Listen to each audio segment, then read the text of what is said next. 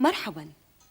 لقد فرغت الآن من قراءة هذا الكتاب جيولوجيا، وهو عن جبال أطلس في المغرب وكيف تشكلت. إنه أمر رائع أن نتعلم.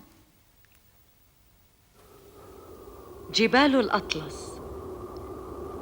ترتفع سلسلة جبال الأطلس في المغرب العربي من جهة الجنوب فوق الصحراء الكبرى، ثم تنحدر تدريجياً نحو سهول البحر الأبيض المتوسط في الشمال. كيف نشأت هذه الجبال هنا؟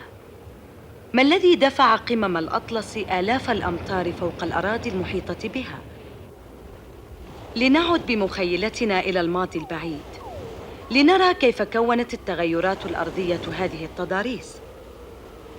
كانت القارات تتحرك معاً، وحين يصطدم بعضها ببعض تندفع رواسب البحر إلى أعلى، والتوت الصخور وتحدبت بفعل الضغط الهائل فتكونت جبال الأطلس. كما تسربت المواد المنصهرة تحتها وتكونت البراكين، ثم انفصلت القارات مرة أخرى.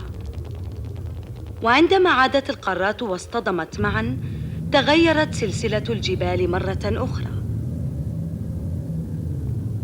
لقد شقق الجليد الصخور على قمم الجبال، فانحدرت الثلوج الذائبة مكونة الوديان.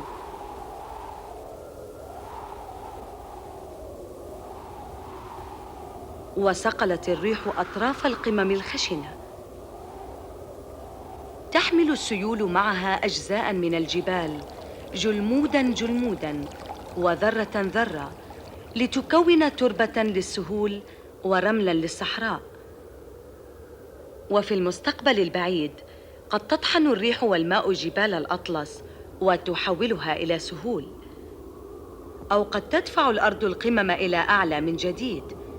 إن الصخور تروي لنا قصة الأرض،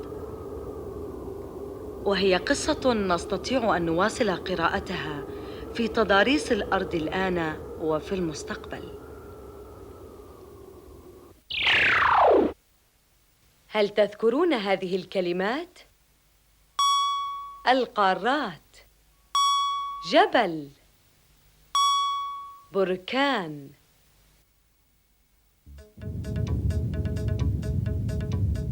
هل تعرفون ما هذا؟